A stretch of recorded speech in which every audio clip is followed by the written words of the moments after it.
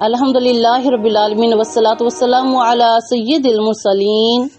وعلی آلہ وصحابہ اجمعین اما بعد بسم اللہ الرحمن الرحیم السلام علیکم ورحمۃ اللہ وبرکاتہ۔ سامعین، معراج کا موضوع ہے سفر المظفر کی فضیلت۔ سامعین، اسلامی سال کا دوسرا مہینہ سفر المظفر شروع ہو چکا ہے۔ سامعین، ماہ سفر اسلامی سال کا دوسرا قمری مہینہ ہے۔ سامعین، سفر کے لغوی معنی خالی ہونے کے آتے ہیں کہ سامعین چونکہ اہل عرب حرمت والے مہینوں کا احترام کرتے تھے اور ان میں لوٹ مار قتل و غارت کو حرام سمجھتے تھے کہ جب محرم کا مہینہ شروع ہو جاتا تھا تو اہل عرب سفر کا مہینہ شروع ہوتے ہی جنگ کے لیے چلے جاتے، کیونکہ وہ تین حرمت والے مہینوں ذوالقعدہ، ذوالحجہ، محرم کے بعد اس مہینے میں گھروں کو خالی کر کے لڑائی و قتل قتال کے لیے میدان جنگ کی طرف نکل پڑتے تھے اور گھروں کو خالی چھوڑ دیتے تھے۔ تو سامعین، اس مناسبت سے اس مہینے کو سفر کہا گیا ہے۔ اور سامعین، لڑائی و قتل و غارت کی وجہ سے ان کے گھر خالی ہو جاتے تھے اور مصائب و مشکلات کا سامنا کرنا پڑتا، تو بجائے اس کی کہ وہ اپنے اعمال کو درست کرتے، وہ ماہ سفر کو منحوس سمجھتے تھے۔ اور سامعین، بعض لوگ سفر کے مہینے کے ساتھ المظفر یا الخیر کا اضافہ کرتے ہیں اور اس کی وجہ یہ بیان کرتے ہیں کہ مظفر کے معنی کامیابی اور خیر کے معنی نیکی، سلامتی اور برکت کے ہیں۔ بے شک کہ سامعین، چونکہ زمانہ جاہلیت میں عرب کے لوگ سفر کے مہینے کا منحوس و برا سمجھتے تھے اور اس مہینے کے متعلق یہ خیال رکھتے تھے کہ اس مہینے میں آفات و مصائب نازل ہوتے ہیں، اور آج بھی بعض لوگ اس مہینے کو منحوس سمجھتے ہیں۔ تو سامعین، اس لیے اس مہینے کو سفر المظفر یا سفر الخیر کہتے ہیں، تاکہ اسے نحوست والا مہینہ نہ سمجھا جائے بلکہ کامیابی اور خیر کا مہینہ سمجھا جائے۔ بے شک سامعین، دین اسلام میں کوئی دن، مہینہ، جگہ یا انسان منحوس نہیں ہے، بلکہ دراصل وہ انسان کا اپنا طرز عمل، رویہ، اخلاق و طریقہ ہوتا ہے جو اس کے لیے مختلف آزمائشوں کا سبب بن جاتا ہے۔ بے شک جیسا کہ سامعین، قرآن پاک میں اللہ رب العزت نے ارشاد فرمایا، ما اصابک من حسنۃ فمن اللہ وما اصابک من سیئۃ فمن نفسک، کہ کوئی بلائی جو تمہیں پہنچے تو وہ اللہ تعالیٰ کی طرف سے ہے اور کوئی برائی جو تمہیں پہنچے تو وہ تمہارے نفس کی طرف سے ہے۔ بے شک کہ سامعین، صحیح بخاری شریف کی حدیث مبارکہ میں ہے کہ حضرت ابو ہریرہ رضی اللہ تعالیٰ عنہ سے روایت ہے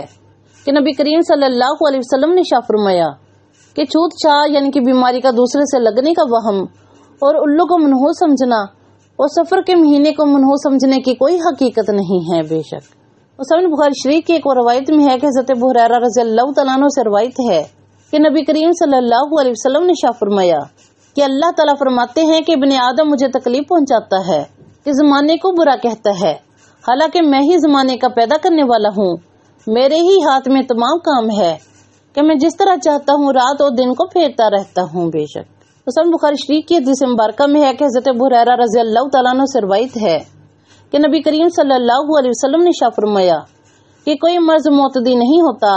اور نہ ہی بدشگونی ہے اور نہ ہی سفر اور الو کی نحوست کی کوئی اصل ہے۔ تو ایک عربی نے سوال کیا کہ یا رسول اللہ صلی اللہ علیہ وسلم، پھر کیا وجہ ہے کہ اونٹ ریگستانوں میں ہنوں کی طرح پھر رہے ہوتے ہیں، پھر ان میں ایک خارش زدہ اونٹ داخل ہوتا ہے اور سب کو خارش میں مبتلا کر دیتا ہے؟ تو آپ صلی اللہ علیہ وسلم نے ارشاد فرمایا کہ پہلے اونٹ میں خارش کس نے پیدا کی تھی؟ بے شک تو سامعین، ان حدیث مبارکہ سے معلوم ہوا کہ نحوست کی اصل وجہ زمانہ وغیرہ نہیں ہے، کہ نہ ہی کوئی دن منحوس ہے نہ ہی کوئی مہینہ، بلکہ نحوست کی اصل وجہ انسان کے اپنے برے اعمال ہے۔ بے شک سامعین، ابو داؤد کی حدیث مبارکہ میں ہے کہ حضرت سیدنا عروہ بن عامر رضی اللہ تعالیٰ عنہ سے روایت ہے، آپ بیان کرتے ہیں کہ نبی کریم صلی اللہ علیہ وسلم کی خدمت اقدس میں بدشگونی کا ذکر کیا گیا، تو آپ صلی اللہ علیہ وسلم نے ارشاد فرمایا کہ اچھا شگون فعل نیک ہے اور بدشگونی کسی مسلمان کے کام میں رکاوٹ نہیں بنتی، پر جب تم میں سے کوئی ایسی چیز دیکھے جس کو وہ ناپسند کرتا ہے تو اسے چاہیے کہ وہ یہ دعا پڑھے کہ اللہ، ہر قسم کی بلائیوں کو لانے والا تو ہی ہے اور تمام قسم کی برائیوں کو دفع کرنے والا بھی تو ہی ہے، نہ برائی سے بچنے کی کوئی طاقت ہے اور نہ نیکی کرنے کی کوئی قوت ہے مگر اللہ تعالیٰ کی مدد سے۔ بے شک سامعین، ایسا شخص جو بدشگونی اور بدفعلی لیتا رہا، اس کے بارے میں نبی کریم علیہ الصلوۃ والسلام کا ارشاد پاک ہے کہ مسند احمد کی حدیث مبارکہ میں ہے کہ نبی کریم صلی اللہ علیہ وسلم نے ارشاد فرمایا، جو کسی چیز سے بدفعلی پکڑ کر اپنے مقصد سے لوٹ آیا تو اس نے شرک کیا۔ تو صحابہ کرام نے عرض کیا کہ یا رسول اللہ صلی اللہ علیہ وسلم، اس کا کفارہ کیا ہوگا؟ تو آپ صلی اللہ علیہ وسلم نے ارشاد فرمایا کہ وہ کہے کہ اے اللہ، تیری دی ہوئی بلائی کے سوا کوئی بلائی نہیں اور تیری فعال کے سوا کوئی فعال نہیں اور تیرے علاوہ کوئی معبود نہیں۔ بے شک سامنے سفر المظفر کا مہینہ انسانیت میں زمانہ جہالیت میں منحوس آسمانوں سے بلائیں اترنے والا اور آفتے نازل ہونے والا مہینہ سمجھا جاتا تھا کہ زمانہ جاہلیت کے لوگ اس ماہ میں خوشی کی تقریبات، شادی بیاہ، ختنہ وغیرہ قائم کرنا منحوس سمجھتے تھے اور بھی اس قسم کے کام کرنے سے پرہیز کرتے اور سفر کرنے سے بھی گریز کرتے، اور خصوصاً ماہ سفر کی ابتدائی 13 تاریخ بہت زیادہ نجس مانی جاتی تھی۔ سامعین، اگر ماہ سفر میں شادی کرنا منحوس ہوتا تو نبی کریم صلی اللہ علیہ وسلم کیوں شادی فرماتے؟ بلکہ سامعین، ماہ سفر ہی وہ مہینہ ہے کہ جس میں اللہ رب العزت نے مسلمانوں پر اپنی رحمتوں کے دروازے کھولے اور نبی کریم صلی اللہ علیہ وسلم اور آپ کے پیارے صحابہ کرام کو فتح خیبر سے نوازا۔ سبحان اللہ۔ زمانہ جاہلیت سے لوگ سفر کے مہینے کے متعلق مختلف قسم کے توہمات کا شکار ہیں۔ مثلاً آج کے اس ترقی یافتہ دور میں بھی بہت سے مسلمان ماہ سفر کے بارے میں بڑی بدعقیدگی کا شکار ہیں۔ سامنے سفر المظفر کے مہینے میں دیگر مہینوں کی طرح